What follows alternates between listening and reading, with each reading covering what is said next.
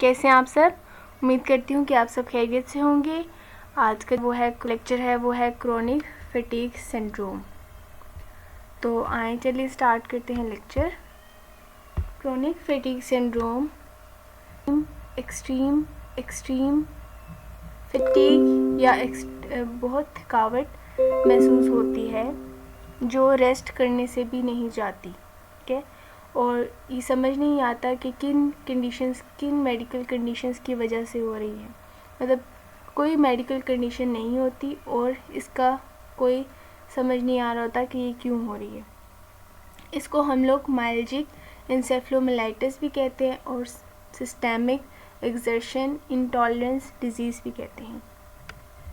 अच्छा, इसमें क्या है, इसके फैक्ट्स क्या हैं? ये कॉमन इलनेस है, हर 1000 में से 4 लोगों को होती है। ब्लिंग है जैसे कि मल्टीपल स्क्लेरोसिस है, सिस्टेमिक लुपेज इरिथमेटोसिस है, रेमेटॉइड आर्थराइटिस है एंड अदर क्रोनिक डिजीज़ हैं। अच्छा, उसके अलावा आता है इसकी जो कॉम्प्लेक्स रेंज ऑफ सिम्टम्स हैं। इसकी कॉज, डिज़ीज़ का जो प्रोसेस है ये समझ नहीं आता कि कैसे हुई है, डिज़ीज़ ने कैसे प्रोसेस किया है, ये सब समझ नहीं आती। इसकी स्किलफुल मैनेजमेंट के थ्रू हम लोग इससे जो बॉडी के फंक्शंस हैं या मोबिलिटी है वो इम्प्रूव कर सकते हैं, बॉडी की फंक्शनिंग इम्प्रूव की जा सकती है। अच्छा, इसमें सबसे पहला सिम्टम्स क्या है? फटीग का है, न्यू फटीग होती है और स्पेसिफिक ऑनसेट की होती है, परसिस्टेंट रहते हैं। फटीग का मतलब होता है थकावट, ये परसिस्टेंट रहती है। परसिस्टेंट का मतलब है हमेशा रहती है, मतलब बरकरार रहती है। और रिकरेंट का मतलब है कि कभी होती है कभी ठीक हो जाती है। ठीक है, और अच्छा, अनएक्सप्लेन बाय अदर कंडीशन, समझ नहीं आती कि किन कंडीशन से हो रही है। ठीक है, कंडीशन भी फुलफिल होती हैं लेकिन किसी चीज़ की कोई कमी, जैसे वाइटामिन्स की कोई कमी नहीं है लेकिन फिर भी हो रही है। ठीक है, अच्छा, जो फटीग होती है नॉर्मल, वो किन किन चीज़ों की वजह से हो सकती है? ये जो इसमें जो फटीग होती है वो ये होती है कि स्लीप डिस्टर्बेंसेस होते हैं। ठीक है, या तो बहुत इंसोम्निया की वजह से होता है या फिर हाइपरसोम्निया। ठीक है, इस वजह से होता है, या फिर रिफ्रेशिंग स्लीप है, डिस्टर्ब स्लीप वेक साइकिल है, रैपिड आई मूवमेंट स्लीप है, मसल जॉइंट पेन है, headache, painful lymph nodes without pathological enlargement. ठीक है, अच्छा, सोर थॉट, ये सब चीज़ें इसमें आती हैं। ठीक है, अच्छा, उसके अलावा फटीग के अलावा क्या क्या है? फटीग के साथ साथ यही चीज़ें भी होंगी इसमें फटीग के साथ साथ यही चीज़ें भी होंगी। अच्छा, फटीग के साथ साथ और चीज़ें भी क्या हैं? कोग्निटिव डिसफंक्शन है, डिफ़िकल्टी हो रही है, थिंक नहीं कर पा रहा। ठीक है, कंसंट्रेट नहीं कर पा रहा, शॉर्ट टर्म मेमोरी है। ठीक है, अजीब सी थॉट्स आ रही हैं, इमोशनल स्ट्रेस है, फ़िज़िकल और मेंटल एक्सर्शन, जो भी कोई फ़िज़िकल काम करता है मेंटल काम करता है तो उसमें जो उसके सिम्टम्स हैं ये वर्स्ट होते हैं, डिज़नेस फील होते हैं, पल्पिटेशन होती हैं। लेकिन ये हार्ट डिजीज़ की वजह, उसको हार्ट डिजीज़ नहीं है, कुछ भी नहीं है, हार्ट डिजीज़ नहीं है, लेकिन उसको पल्पिटेशन फील होती है, जैसे उसका दिल ज़ोर ज़ोर से धक रहा है। ठीक है, अच्छा, ये जो स्वेटी है ये फ्लैक्चुएट करती है स्वेटी में। ठीक है, चेंज सिम्टम्स जो है ना आहिस्ता आहिस्ता चेंज होते हैं और फ्लैक्चुएट भी करते हैं, कभी ज़्यादा हो स्वेटी में ज़्यादा हो जाते हैं, कभी कम। ठीक है, इसके अलावा क्या होता है कि इसके अलावा ये होता है कि इसमें जो है ना ये जो सिम्टम्स होते हैं ये प्रोलॉन्ग स्ट्रेस की वजह से भी होते हैं। डीकंडीशनिंग का मतलब है कि loss of physical fitness as physiological response to prolong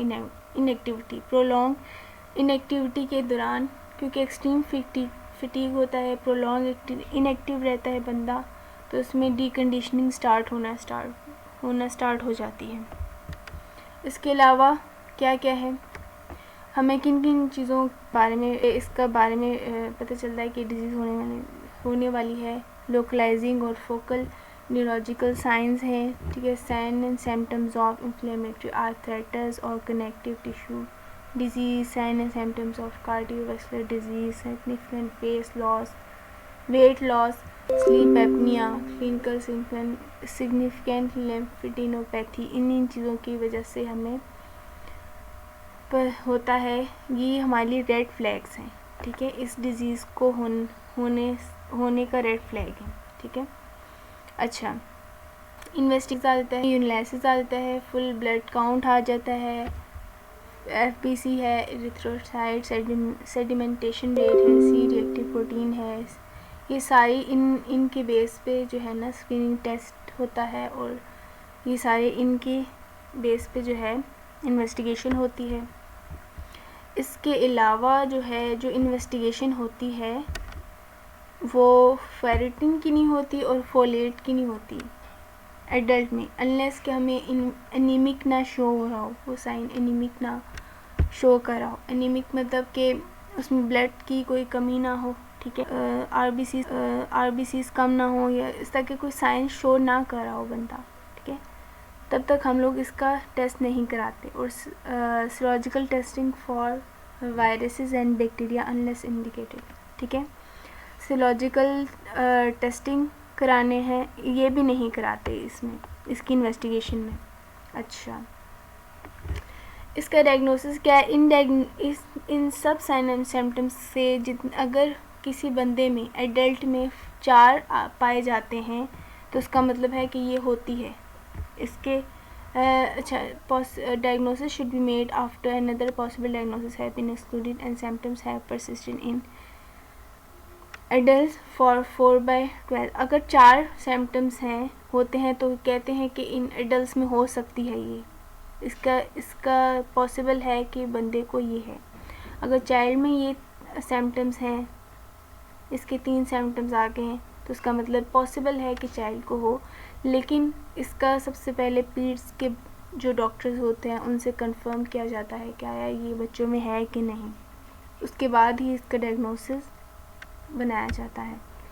अच्छा, किन किन बेस पे हम लोग हिस्ट्री लेते हैं? इनिशियल पैटर्न देखते हैं इलनेस का, प्रेसिपिटेटिंग कॉजेज़ देखते हैं, फैक्टर डेट, जिन चीज़ों ने फटीग किया है, जैसे फिज़िकल एक्टिविटी है, कोग्निटिव एक्टिविटी है, नॉइज़, कॉन्फ्लिक्ट, स्ट्रेस, एंजाइटी, ये सारी चीज़ें देखी जाती हैं डायग्नोसिस में।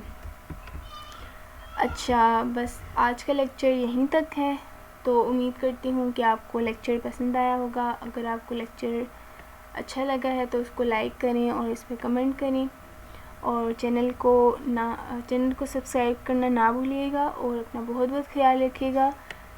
अल्लाह हाफ़िज़, मिलते हैं अगले लेक्चर में।